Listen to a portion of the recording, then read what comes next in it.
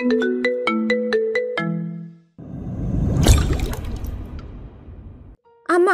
আমাকে আব্বার কাছে যেতে হবে, সব বলতে হবে। বিন্দুকে ওরা পুড়িয়ে ফেলতে চেয়েছিল। কাল রাতের সব কিছু আমি জানি, আমি বলবো সব। ওদের ধরে কঠোর সাজা না দিলে আমি শান্ত হব না। ওদের শাস্তি হবে, পুলিশকে খবর দেওয়া হয়েছে, ওনারা ঠিক খুঁজে বের করবে। আফতাব কথাগুলো বলতে বলতে অন্ধই ঢুকলো। পরে সেদিকে তাকিয়ে বলল, কি বলেছে পুলিশ? জানতে পেরেছো কিছু? কারা খুন করেছে? উত্তেজিত হয়ে গেছে পরি। আফতাব বলে, পুলিশ সন্দেহ করছে সলিসের উপর। আগে সুশীলকে ধরুক, তারপর জানা যাবে। পরির সাথে সাথে চিৎকার করে উঠল, ঘোর বিরোধিতা করে বলল, না, সুশীল এই কাজ করতে পারে না। আপনি ওদের মানা করুন, এই কাজ অন্য কেউ করেছে। পুলিশের থেকে বেশি বুঝে তুমি? ঘরে যাও, যাও। মেয়ে মানুষ, এত কথা কেন বলো? আপনি বোঝেন না? আপনার কি কোনো দায়িত্ব নেই নাকি? কিসের জমিদার আপনি? পরীকে রাগারাগি করতে দেখি মালা বলল, পরি, বাপের লোকে খারাপ কথা কওয়ার সাহস পাইলি কই তুই? আম্মা, উনি বোঝে না কেন সুশীল খুন করে নাই? মালা রেখে গিয়ে জিজ্ঞেস করে, তুই কেমনে জানলি সুশীল খুন করে নাই? সুশীল বেঁচে থাকলে তো খুন করবে আম্মা। 2 বছর আগে আমি নিজ হাতে সুশীলকে খুন করেছি আম্মা, নিজের হাতে। নুরনগরের পার্শ্ববর্তী এলাকার বেশ স্বনামধন্য ব্যক্তি সম্রাট মির্জার একমাত্র পুত্র সুশীল। একমাত্র সন্তান হয় বাবা মায়ের একমাত্র আদরের সে। যখন যা চাই তাই পায়। ছেলের আবদার পূরণ করতে কখন যে ছেলেকে বিপথে পাঠিয়ে দিয়েছেন তার নিজেরাও বুঝতে পারেনি। বুঝতে পেরেছে শেষ সময়ে। এখন সম্রাট তার ছেলেকে ঠিক করতে পারছে না। বেশ কয়েকবার জেল থেকে টাকা দিয়ে ছাড়িয়ে এনেছেন, তবুও ছেলের অন্যায় কমাতে পারছেন না। নিষিদ্ধ জায়গায় গিয়ে নিষিদ্ধ মেয়েদের সাথে মেলামেশা আর নেশা করতে করতে চরিত্রটাই বকে গেছে। ওই খারাপ চোখে লোলুপ দৃষ্টি পড়ে রূপালীর ওপর। রূপালী তখন স্কুলে 10ম শ্রেণীর ছাত্রী। ওর সাথে সবসময় একজন রক্ষী থাকতো বিধায় সুশীল শুধু লালসার দৃষ্টি দিত। বারবার চেষ্টা করত রূপালীর ধারে কাছে সেও ঘেঁষতে পারত না। এতে দিন দিন আরও ক্ষিপ্ত হয় সুশীল। সবসময় হিংস্র বাঘের মতো ওত পেতে থাকতো, কিন্তু সে তার শিকারকে ঘায়েল করতে পারত না। তবে একদিন সে সুযোগ এসেই গেল। সেদিন ছিল জমিদার বাড়িতে অনুষ্ঠান, অনেক মানুষের আনাগোনা। সন্ধ্যার পর জলসার আয়োজন করা হয়েছিল প্রাঙ্গণে। এরই মধ্যে রূপালীর কাছে একটা ছোট্ট বাচ্চা এসে চিঠি ধরিয়ে দিল। চিঠিতে লেখা ছিল, তোমার জন্য বাড়ির পিছনে অপেক্ষা করছি। তখন ওদের দুজনের ভালোবাসা আরও গভীরে চলে গিয়েছিল। খুব বিশ্বাস করত সিরাজকে, তাই হারিকেনের আবছে আলোয় ওইটুকুই পরে রূপালী সেখানে চলে গেল। বাড়িতে অনেক মেহমান, ওকে খুঁজবে না। সেই সুযোগে রূপালী চলে গেল, কিন্তু সেখানে সিরাজের পরিবর্তে ছিল সুশীল। জমিদার বাড়ির পেছনে খানিকটা জঙ্গল ছিল তখন, তবে এখন তা পরিষ্কার করা হয়েছে। রূপালী চুলের মুঠি ধরে টেনে হিসে আরেকটু ভেতরে নিয়ে গেল সুশীল। চিৎকার করলেও কেউ শুনতে পাবে না, কেননা দেওয়ালের ওপারে শব্দ খুবই কমই যায়। তাছাড়া গান বাজনা চলছে, এটারও শুনতে পাবে না কেউ। তবুও রূপালী চিৎকার করছে। সুশীল সম্পর্কে গ্রামের সবাই অবগত, ওর কর্মকাণ্ড সবাই জানে। রূপালীর ভয়ে জ্ঞান হারানোর অবস্থা। সুশীল রূপালীকে মাটিতে ফেলে হাত পা দিয়ে চেপে ধরে। ব্যথায় গুঙ্গাতে লাগলো রূপালী। সুশীল তার হাতের থাবা রূপালীর শরীরে দেওয়াগে সে স্থির হয়ে গেল। রূপালী খেয়াল করলো তরল জাতীয় কিছু শরীরের থেকে নির্গত হয়ে রূপালীর গলায় পড়ছে। হাত ভেজালো রূপালী সে তরলে। চন্দ্রের একটুখানি আলো গাছের ফাঁক দিয়ে এসে পড়েছে। রূপালী সেই আলোতে হাতটা এগিয়ে ধরতে শিউরে ওঠে। ততক্ষণে সুশীলের দেহ মাটিতে পড়ে গেছে। রূপালী স্থির হয়ে দেহর দিকে তাকালো। একটুও নড়াচড়া না, তার মানে মারা গেছে সুশীল। রূপালী মুখ ঘুরিয়ে তাকালো এবং পরীকে দেখে হতভম্ব হয়ে গেল। দা হাতে দাঁড়িয়ে পড়ি, চুইয়ে চুয়ে রক্ত পড়ছে দা থেকে। সুশীলের চোখ দুটো এখনো খোলা। পরি দায়ের উল্টো পিঠ দিয়ে চোখ দুটো বন্ধ করে দিয়ে বলে, রূপালীর দিকে নজর দিয়েছিস, কিন্তু এই পরীর দিকে তোর মৃত চোখ দুটো নজর দিতে পারবে না। ওনার বাঁধন খুলে পরি নিজের মুখটা বের করে। এই মুহূর্তে ভয় পেল না পরি। নিজের করা প্রথম হত্যা, তবু পরি ভয় পেল না। দ্রুত রূপালীকে ধরে ওঠায়। রূপালী তখনও কাঁপছে। পরি জিজ্ঞেস করে, তুমি ঠিক আছো আপা? পরি, তুই খুন করলি? মরে গেছে, সত্যি সত্যি। একটু অবাক হলো পরি, কারণ সে বাজেভাবে জখম করতে চেয়েছিল, কিন্তু পরির ধারণার চাইতে কোপটা একটু জোরেই হয়ে গেছে। রূপালী পরির হাত ধরে ঝাঁকিয়ে বলে, কি করলি পরি? এখন কি হবে? তো কি করব? না হলে ওই শয়তানটা তোমার সর্বনাশ করতো যে। রূপালীর ভয় আরো বাড়লো। সে বলল, সবাইকে জানালে কি হবে পরি? তোকে পুলিশ ধরবে যে। এটা তুই কি করলি পরি? রূপালী কাঁদতে লাগলো। সুশীলের শরীর দেখে ভয় পেতেও লাগলো। এত জোরে আঘাত করেছে পরি যে মাথার অর্ধেক কেটে গেছে। রাতের বেলা ঠিকমতো দেখা যাচ্ছে না। দিন হলে রূপালী নিঘাত জ্ঞান হারাতো। পরি রূপালীর হাত ধরে টেনে নিয়ে যেতে লাগলো আর বলতে লাগলো, এত বোকা তুমি কি করে হও? ওই কাগজের লেখাটা সিরাজ ভাই লেখেনি, হাতের লেখা বোঝনি তুমি? আর সিরাজ ভাই এমন লোক না যে তোমাকে ওই জঙ্গলের মধ্যে রাখবে। রূপালী দাঁড়ালো। সত্যি তো, সিরাজ তো কখনোই এখানে আসতে বলতো না। হারিকেনের আলোয় হাতের লেখা ঠিক খেয়াল করেনি রূপালী। তাহলে কি সুশীল নিজে চিঠি পাঠিয়েছিল? রূপালী আবার চমকালো, বলো, পরি, সুশীল কিভাবে জানলো আমার আর সিরাজের সম্পর্কের কথা? আমি তো সব লুকিয়ে গেছি। এখন কথা বলার সময় নয়, আগে ঘরে যাই, তারপর সব কথা হবে। মেহমান থাকার কারণে ওরা গাছ বেয়ে ছাদে উঠল। তারপর দুজনেই পরীর ঘরে গেল। আলোতে নিজের শরীরে রক্ত দেখে গা গুলিয়ে এলো রূপালী। পরীর শরীরেও কিছু রক্ত লেগেছে। দুজনেই কৌশল সেরে জামা কাপড় ধুয়ে দিল। কিন্তু আশ্চর্যজনক ব্যাপার হলো, পরের দিন সবকিছুই স্বাভাবিক ছিল। সুশীল যে মারা গেছে তা গ্রামের কেউ জানতে পারল না। সুশীলের লাশ কেউ কি দেখেনি? লাশ তো ওখানে ফেলে এসেছে ওরা। তাহলে সুশীলের পরিবারও তার খোঁজ করেনি, কারণ কদিন আগে সে একটা মেয়েকে নির্মমভাবে হত্যা করেছে। সেজন্য পুলিশ তাকে খুঁজছে।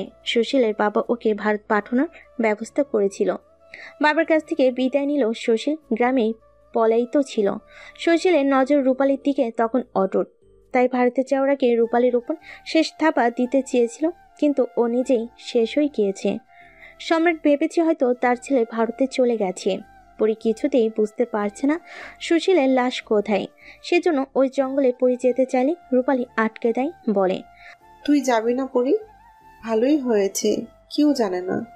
পুলিশ জানাজানি হলে তোকে ধরে নিয়ে যাবে। একটু চুপ থাক পরি। তুই একজন গ্রামের মেয়ে, সেভাবেই পড়ে থাক। এত গোয়েন্দাগিরি করবি না। দেখ, আম্মা কিন্তু তার বড় মেয়েকে হারিয়েছে। এখন আমাদের হারালেন আম্মা কি অবস্থা হবে ভেবেছিস কখনো? এত সাহসী হওয়া ভালো না পরি। বোনের কথাই মনক্ষুণ্ণ হলো পরির। মালাকে সে অসম্ভব ভালোবাসে। মালাকে সে আর কষ্ট দিতে চায় না, তাই কিছু ঘেটে দেখতে পারল না সে। ওই ঘটনা চাপা পড়ে গেল পরি রূপালীর মাঝে। আর কেউ আছে যে লাশ চড়িয়েছে? সে কে তাও চাপা পড়ে গেল। পরি এরপর থেকে নিজেকে বদলে ফেল। একজন গ্রামের মেয়ে তৈরি করলো নিজের মধ্যে। আজ পরি নিজের পূর্ণসত্তায় ফিরে এসেছে। সেদিন খুন ইচ্ছে করে করেনি পরি। চেয়েছিল সামান্য আঘাত করতে, কিন্তু সেটা খুন হয়ে গেল। আজ পরি সত্যি খুন করতে ইচ্ছে করছে।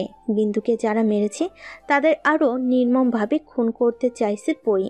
সিরাজের কথা বাদ দিয়ে পরি সুশীলকে খুন করার কাহিনী সবই বলে দিল। আফতাব মাথায় হাত দিয়ে বসে পড়ল, আর মালা মুখে হাত চেপে কাঁদতে লাগলো। এ কেমন মেয়ে জন্ম দিয়েছেন তারা, যে মানুষ মারতেও দ্বিধাবোধ করে না? আর বাজজ্ঞান হলে তো বিপদ। রূপালী নিজ কক্ষে দরজায় বসে সব শুনেছে। সেও কাছে। পরীকে বারণ করা সত্ত্বেও সে সব বলে দিয়েছে। শুধু কুসুমই ছিল সেখানে উপস্থিত। পরী খুন করেছে শুনে সেও ঘাবড়ে গেছে। এত সুন্দর কোমল মেয়েটা যে মানুষ খুন করতে পারে তা জানা ছিল না কুসুমের। সে ভয়ে চুপ করে আছে। আত্মাপ বলে উঠল, এই কথা যেন আর কেউ না জানতে পারে। আমার পরে তোমার এখন থেকে ঘরে বের হওয়াও বন্ধ। তোমার সব কিছুই ঘরে পাঠিয়ে দেওয়া হবে। মালা, নিজের মেয়েকে তুমি সামলাম, না হলে খারাপ হয়ে যাবে কিন্তু। পরী চেঁচিয়ে উঠল, না, আমি ঘরে থাকবো না। আমার বিন্দুকে কে মেরেছে তা আমাকে জানতে হবে। জেনে কি করবে তুমি? আবার খুন করবে? তারপর কি হবে জানো? বাইরের জগৎ ঘরে বসে দেখা যায় না। আমার সম্মান নষ্ট করবে না।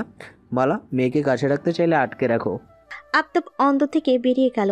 পরী আরো চেঁচিয়ে বলতে লাগলো, সে ঘরবন্দি হবে না। বিন্দুর খুনিকে সে নিজে খুঁজবে। মালা পরীর হাত ধরে দোতলা ঘরে নিয়ে যেতে লাগলো। পরী বলল, আমার হাত ছাড়ে না। আমার বিন্দুকে ওরা মেরে ফেলেছে, আমি ওদের শাস্তি দেব। তার লাগে পুলিশ আছে, তারা খুঁজবো, তুই ঘরেই থাকবি। পরীকে আর বলতে না দিয়ে ওকে ঘরে আটকে রাখেন মালা। পরী মেঝেতে বসে কাঁদতে লাগলো। সাথে বিন্দুর সাথে কাটানো মুহূর্তগুলো মনে করলো। কতই না আনন্দে ছিল সময়টা। আর আজ সেই বিন্দুটাই নেই। এই ক্ষতটা পরীর সারা জীবন থাকবে। এরই মধ্যে পরীর জন্য অনেকগুলো সম্বন্ধ এসে পড়েছে। কোথায় সব কোথায় কি, পরীর বিয়ের আলোচনা চলছে এখন। আফতাব এখন নিজেও চাই এই মেয়ে বিদায় হোক। এই মেয়ে ঘরে থাকলে ওনাকে নির্ঘাত থানা পুলিশ দৌড়াতে হবে, মান সম্মান নিয়ে টানাটানি হবে। এর চেয়ে বিয়ে দিয়ে দেওয়াই ভালো, উত্তম কাজ। এসব ঘটনা দেখে নাইম নিজে চমকে গেছে। একটু আগে কত কিছু ঘটে গেল। ঘরের বাইরে শোক পালন করে এসে ঘরের ভেতর বিয়ের আলাপ করছে। সত্যি এই জমিদার বাড়ি আর লোকজন অদ্ভুত, তবে গ্রামের মানুষ এরকমই হয়ে থাকে। নাইমের সবচেয়ে বেশি খারাপ লাগলে পরীকে দেখতে না পারার কারণে। রাতে সে যা ভেবেছিল তার উল্টো হয়েছে। রূপালীর প্রসব বেদনার কারণে নাইম ভেতরে ঢুকতে পারেনি। তখন অনেক মানুষ ছিল, নাইম ধরা পড়ে যেত, তবুও হাল সে যায়নি। জেগেছিল সারা রাত, যদি একটু সুযোগ পায় সে, তাও পায়নি নাইম। তাই কারো ঘুমে বিভোর ছিল। সকালে যখন ঘুম ভাঙলো সব শুনে দৌড় দিল, কিন্তু ততক্ষণই দেরি হয়ে গেছে। পরীকে সে দেখতে পারল না। নিজের ঘরে নাইম মনমারা হয়ে বসে আছে, নিজের প্রতি নিজেই সে বিরক্ত। তখনই আসিফ এসে ঘরে ঢুকলো, নাইমকে উদ্দেশ্য করে বলল, নাইম, তুইও কি পরীকে দেখেছিস আজকে? নাইম নিচের দিকে তাকিয়েছিল। আসিফের কণ্ঠস্বর শুনে চমকে তাকালো, বলল, না, কেন বলো তো, তোরা কি দেখেছিস? আসিফ ভীত কণ্ঠে বলল, আমি দেখিনি, তবে শেখর দেখেছি। নাইম চট করে দাঁড়িয়ে গেল, বলল, তুই আর শেখর তো একসাথে যাত্রা দেখতে গিয়েছিলি। হ্যাঁ গিয়েছিলাম, কিন্তু শেষ প্রহরে শেখর সাহেবের সাথে চলে এসেছিল, আমি আসিনি। যাত্রা দেখতে দেখতে ওখানেই ঘুমিয়ে পড়েছিলাম। নাইম কিছু বলল না। আসিফ একটু চুপ থেকে বলে উঠল, পরীর বিয়ে ঠিক হয়ে গেছে নাইম। জানি, সে তো আরো আগে ঠিক হয়েছে। না নাইম, এইমাত্র ঠিক হলো। জানতে চাইবি না কার সাথে পরীর বিয়ে? কার সাথে? শেখরের সাথে। সব ঠিকঠাক করে ফেলেছে শেখর। সামনের মাসে বিয়ে ঠিক করা হয়েছে। নাইমে মনে হলো কেউ তাকে হাতুড়ি দিয়ে আঘাত করলো। ক্ষত না হলেও ব্যথা অনুভব করছে নাইম। সব জেনে শেখর এটা কিভাবে করতে পারলো? নাইম ঘর থেকে বের হতে নিলে আসিফ বলে, গিয়ে লাভ নেই। শেখর শহরে চলে গিয়েছে, সে আমাদের সাথে আর সম্পর্ক রাখবে না। নাইম এবার বেশ রেগে গেল। সে বাইরে বের হতে হতে বলল, ওর সাথে শেষ কথা তো আমাকে বলতেই হবে। কোলাহলপূর্ণ শহরের রাস্তায় যানবাহনের আনাগোনা, গাড়ির হর্নে কান তবদা দেয়। ফুটপাত জুড়ে রয়েছে ছোটখাটো দোকান, মানুষের ভিড়ে চলাফেরা করা মুশকিল। গ্রামে শীতকাল চললেও শহরে শীতের সিটে ফোটাও নেই। এ যেন চৈত্র মাস। লোকজনের মাঝে শীত নিজেই ঢুকতে পারছে না। কথাটা বেশ হাস্যকর মনে হলো, এটাই বাস্তব। নাইম রিকশায় বসে আছে, জ্যামে আটকে গেছে সে। আটকে গিয়ে একেবারে সূর্যের নিচে, গাছের ছায়াও নেই সেখানে। তপ্ত গরমে ঘেমে একা সে, কপাল বেয়ে ঘাম ঝরছে। লাল বর্ণ ধারণ করেছে ফর্সা মুখখানা। পকেট থেকে রুমালটায় বের করে ঘাম মুছে নিল সে। জ্যাম সারতে রিক্সা চলতে লাগলো। শেখরের বাসার সামনে নামলো নাইম। ভাড়া মিটিয়ে এগিয়ে গেল সে। 4 তলা বিল্ডিংয়ের দোতলায় থাকে শেখর। কলিং বেল চাপতে শেখর ছোট বোন এসে দরজা খোলে। নাইমকে দেখে সে খুব খুশি হলো। ভাইয়ের বন্ধু হিসেবে অত্যন্ত ভালো জানে সে নাইমকে। নাইম সৌজন্যমূলক হাসি দিয়ে ভেতরে ঢুকলো, তারপর সোজা শেখরের ঘরে চলে গেল। শেখরকে কিছু বলতে না দিয়ে বলল, কি রে, আমাকে না জানিয়ে চলে এলি? আমাকে বললে আমিও তো আসতাম। শেখর সোজা হয়ে দাঁড়ালো, বলল, কাজ ছিল। কাজ তো থাকবেই, বিয়ে বলে কথা। আমাকে একবার জানালি না, আর তুই নাকি আমাদের সাথে সম্পর্ক রাখবি না। আরে আসিফ আমার মাথা খারাপ করে দিচ্ছিল, তাই ওসব বলেছি। আসিফ তোর মাথা খারাপ করে দিচ্ছিল না, সত্যি কথা বলতেছিল। এমনটা করার কারণ কি শেখর? তুই সব জেনেও এমন সিদ্ধান্ত কিভাবে নিলি? শোন, তুই কিন্তু পরীকে দেখিসনি, আমি দেখেছি। আমি বললে ভুল হবে, আরো অনেকেই দেখেছে। এক দেখাতে মোহ সৃষ্টি হয় শেখর। তুই তোর পরীকে ভালোবাসিস না, আর জানিসই তো আমি পরীকে।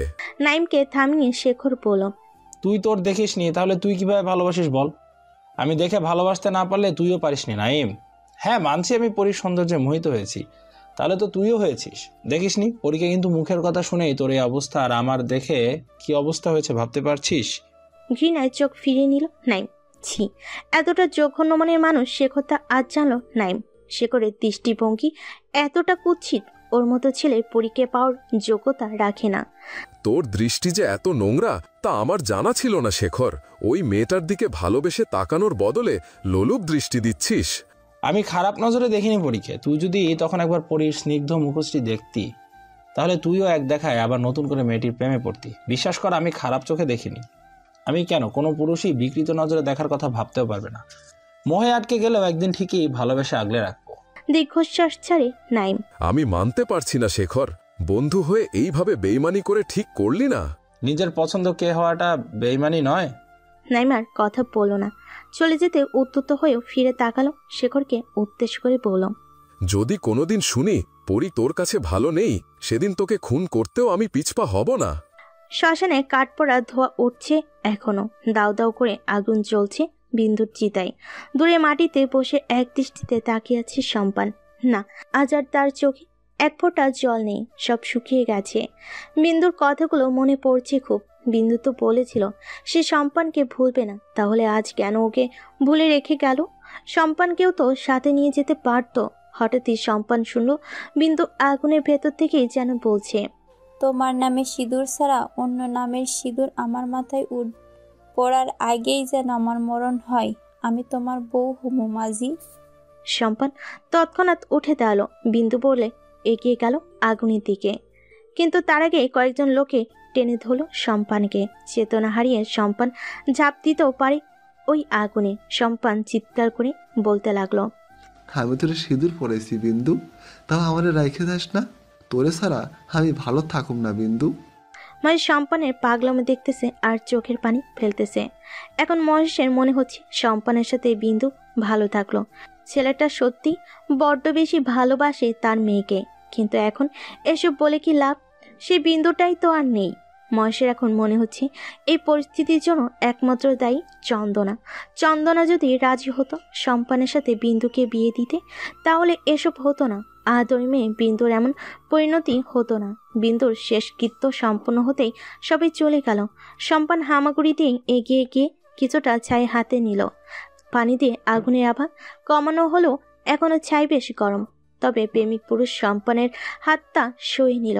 ছাই নিয়ে সে ছুটল গন্তব্য কোথায় তা সে নিজেও জানে না। জমিদার বাড়িতে আজ যেন ছোটখাটো অনুষ্ঠান। অন্দরের উঠোনে খেজুর পাতার পাটি বিছিয়ে বসে আছে তিনজন মধ্যবয়স্ক নারী। তাদের ব্যাগ থেকে নানা ধরনের শাড়ি বের করছে। আবেরজান আর শেফালি একটা একটা করে পরীর গায়ে ধরে দেখছেন কোনোটাতে পরীর বেশি মানাচ্ছে। সবগুলো রঙই পরীকে সুন্দর লাগছে। পরী নির্জীব হয়ে বসে আছে, রঙিন হয়ে আছে মুখখানা। বিন্দু চলে গেছে, আজ 7 দিন পার হয়ে গেছে, অথচ কোনো খবর পরী পায়নি। কে মারলো বিন্দুকে তাও জানেনি কেউ। পরী রোজ কুসুমকে দিয়ে খবর নেই। সেদিনের পর থেকে পরী ঘরবন্দি। আজকে তাকে বাইরে আনা হয়েছে, আর আজকে পরী জানতে পারলো যে শেখরের সাথে তার সামনের মাসে বিয়ে। অন্য কোনো সময় হলে পরী হয়তো কিছু বলতো, কিন্তু আজ তার কিছুই ভালো লাগছে না। প্রাণহীন মনে হচ্ছে নিজেকে। পরীকে নিশ্চুপ বসে থাকতে দেখে আবেরজান বলল, এই এমনি চুপ থাকলে হইব, চোখ ঘুরাইয়া দেখ কোনটা পছন্দ হয়। বিরক্ত হলো পরী, বলল, তুমিই দেখো দাদি। কাপড় পইরা তো আমি জামাইয়ের কাছে খারামু না, তুই দেখ। পরী এবার বেশ চটে গেল, মোড়া থেকে দাঁড়িয়ে বলল, তুমিই দেখো বুড়ি, একটা কাপড় পরে দাঁড়াও, আমি তোমাকে আকাশে ছুঁড়ে মারি নিজের জামাইকে, তখন দেখাইও। তোর আর কইতে হইব না, তোর মতো বয়সে কত দেখাইছি। সে তো দেখতেই পাচ্ছি, আমাকে এর মধ্যে একদম টানবে না বুড়ি। পরী নিজের ঘরে চলে গেল। কিছুক্ষণ পর রূপালী কুসুমকে দিয়ে কয়েকটা শাড়ি পাঠালো পরীর ঘরে। পরী তখন পরের টেবিলে বসে সোনালি খাতাটা নেড়ে দেখছিল। কুসুম আস্তে করে পরীর পাশে দাঁড়িয়ে বলে, আমার অনেক কষ্ট হইতাছে বিন্দুর লাইগা আপা, আপনিও কষ্ট পাইতেছেন জানি, কিন্তু এখন আপনার বিয়া না দিলেও পারতো। আপনার মনটা তো ভালা নাই, আপনি চইলা গেলে আমি আর জুম্মান থাকবো কেমনে আপা? পরী কুসুমের দিকে তাকিয়ে আছে, চোখ জোড়া জলে ভরা। তবু পরী ঠোঁটে হাসির রেশ ধরে বলে, আমার রূপা আপা আর তার ছেলে দেখে রাখিস কুসুম, ওদের দায়িত্ব আমি তোকে দিয়ে গেলাম, যে কোনো বিপদে তুই ওদের পাশে থাকবি। কথা দিলাম আপনারে, আমি হ্যাগো পাশে থাকমু। পরী হাসলো। কুসুমকে অনেক বিশ্বাস করে। পরী জানে কুসুম তার কথার খেলাপ করবে না। এতে ওর প্রাণ সংকটে হলো না। আজ রাতে ফিরতে অনেক রাত হয়ে গেল সায়রের। সামনের মাসে পরীর বিয়ে, জমিদার বাড়ির মেয়ের বিয়ে বলে কথা। এখন থেকে টুকটাক কাজ সারতে হবে, সেই জন্য সায়ের শহরে গিয়েছিল। আস্তে আস্তে তাই অনেক রাত হয়ে গেছে। বৈঠকে গিয়ে আগে কলপার থেকে হাত মুখ ধুয়ে নিল, তারপর নিজের ঘরে গেল। হারিকেনের আজ কমানো ছিল, সেটা বাড়ি দিয়ে পেছনে ফিরতে 2 কদম পিছিয়ে গেল সায়ের। সামনের জল চৌকিতে কেউ বসে আছে, সেটা যে পরি তা সায়ের বুঝতে বেগ পেতে হলো না। নেকেবের আড়ালে থেকেই পরি পড়ল। ভয় পেলেন নাকি? এত রাতে আপনি আমার ঘরে কেন এসেছেন? পরি শান্ত গলায় জবাব দিল, বিন্দুকে কারা মেরেছে আমি এখনো জানতে পারিনি, তবে পুলিশ তদন্ত করছে। বাকিটুকু সায়ের বলতে পারল না। পরি মৃদু চিৎকার করে বলল, কথা ঘোরাবেন না, আমি জানি আপনি সব জানেন। হারিকেনের টিম টিম আলোতে পরির চোখে প্রকাশ পাচ্ছে ক্ষোভ। সায়ের চুপ করে আছে পরির ধমকে। পরি উঠে দাঁড়ালো সায়েরের সামনে। আশেপাশে তাকিয়ে সায়ের দেখলো কেউ আছে কিনা। যদি কেউ দেখে ফেলে তাহলে পরীকে কিছু বলবে না, কিন্তু সায়েরকে অনেক কিছুই শুনতে হবে তার। সে বলল, কেউ দেখলে খারাপ ভাববে, তাছাড়া আপনার সামনে বিয়ে, একটু ভেবে কাজ করবেন। আমাকে নিয়ে ভাবতে হবে না আপনাকে। আপনাকে নিয়ে ভাবছি না, আমি নিজেকে নিয়ে ভাবছি। কেউ দেখে ফেললে আমারই বিপদ। ওসব কথা থাক, বিন্দুকে কারা মেরেছে?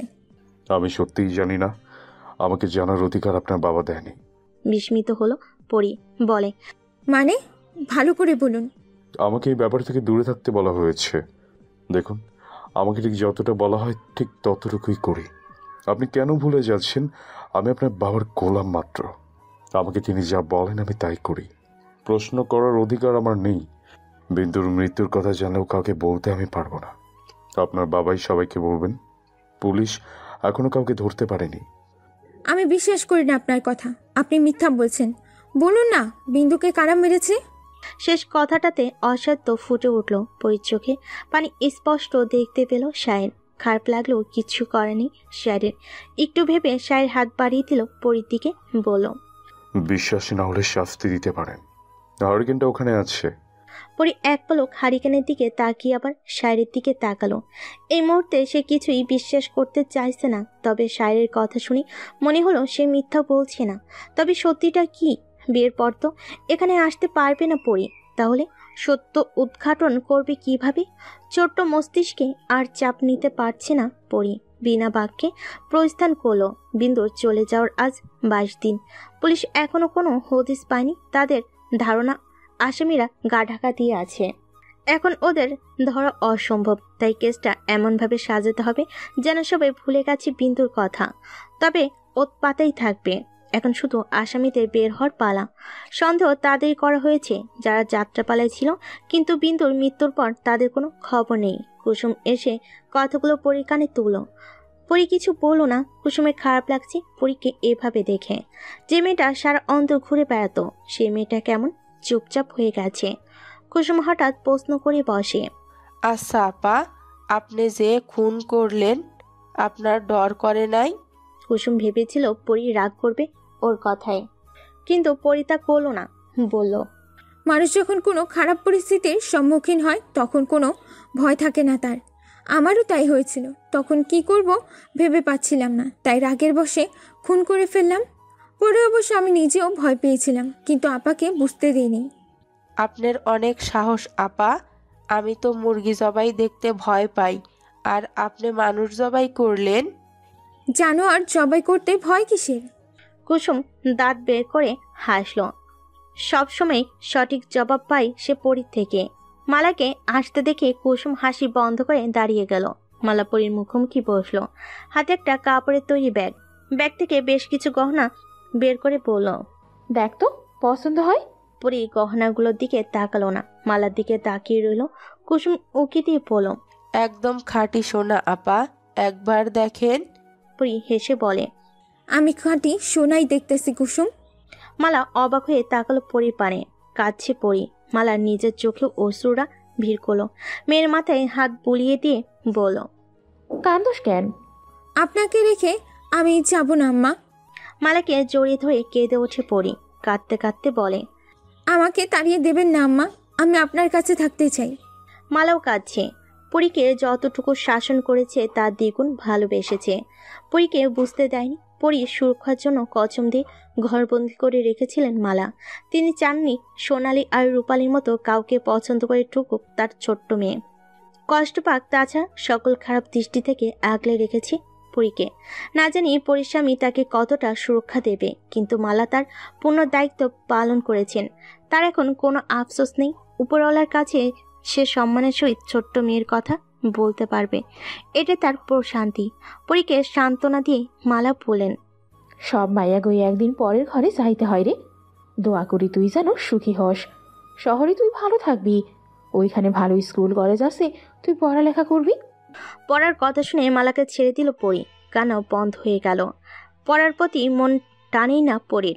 যেদিন প্রথম পড়ার জন্য স্কুলে মার খেলো, সেদিনই শাপলা বিলে এসে পরী ওর বইগুলো ছুঁড়ে ফেলে বিলের পানিতে। মাছ, ব্যাঙ আর সাপদের খাওয়ার জন্যই দিয়ে দেয় বইগুলো। এজন্য মালার গম্মার খায়নি পরী, কিন্তু পরী তবুও পড়াশোনায় মন দিতে পারেনি। মাধ্যমিক দেওয়ার পর সে পড়াই বাদ দিয়েছে। গ্রামে তো কোনো কলেজ নেই, এটাই মূল কারণ। এতে পরী ভীষণ খুশি ছিল, যাকার পড়তে হবে না। কিন্তু মালা এখন আবার কি পড়লো, মাথা ঘুরছে পরীর। মালা এটাই চেয়েছিলেন পরী যাতে কান্না বন্ধ করে, সেজন্যই পড়ার প্রসঙ্গ তুলেছেন। মালা মেয়ের হাত ধরে কাছে টেনে বলে, শহর কেমন তা আমি জানি না, সাবধানে থাকবি, একলা বাইর হবি না, জামাইরে নিয়ে যাবি।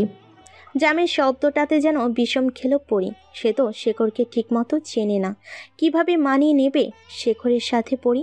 চিন্তায় পড়েছে সে। মালা ততক্ষণে চলে গেছে, কুসুমা গেছে।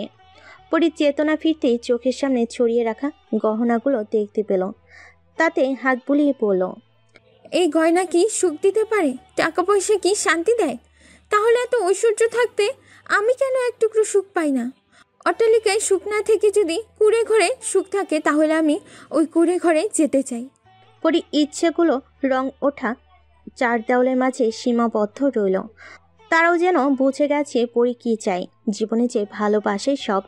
ধন সম্পদ দিয়ে কী হবে যদি ভালোবাসা না থাকে? পরী ভাবছে শুধু তার জীবনে কোনো মানুষটা সঠিক হতে পারে।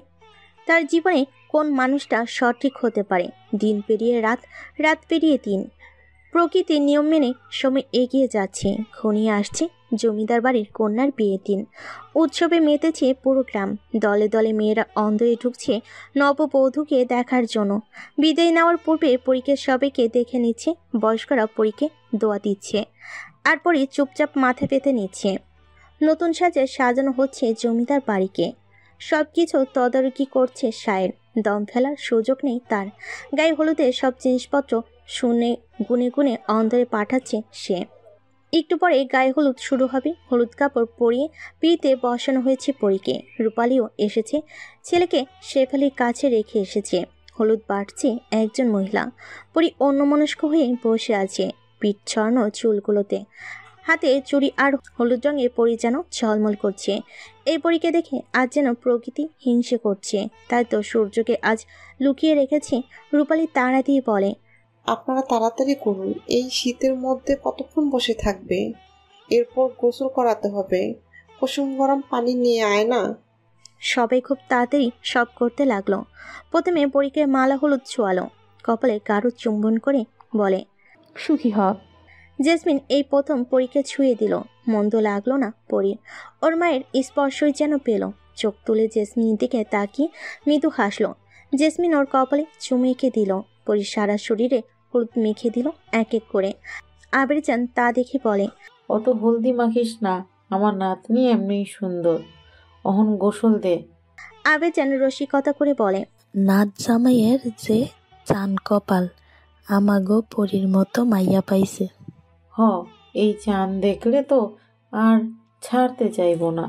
হাসাহাসি রোল পড়ে গেল সবার মধ্যে।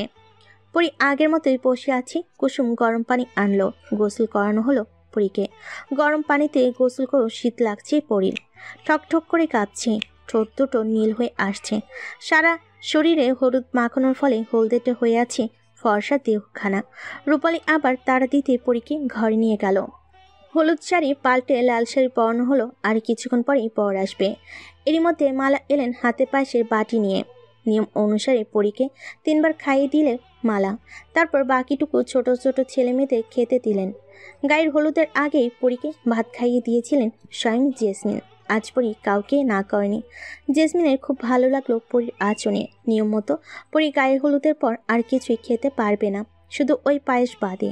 নিয়ম শেষে লাল বেনারসিতে সাজানো হলো পরীকে।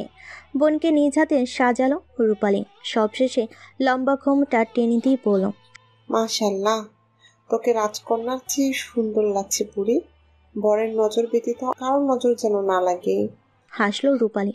পরি কপালে ভাঁজ ফেলে তাকালো রূপালীর দিকে। এটা কেমন দোয়া, বরের নজর পড়বে শুধু? রূপালীও হাসলো পরির দোয়া বুঝতে পেরে। আসরের আজান পড়ে গেছে, এখনো বরযাত্রী এসে পৌঁছায়নি। শহর থেকে আসছে বিদায় আরো দেরি হচ্ছে। ঘুমে এসে গেছে পরির। ওর পাশে বসে থাকা মেয়েগুলো ঝিমোচ্ছে। এই মুহূর্তে বিয়েটাকে অসহ্য লাগছে পরির।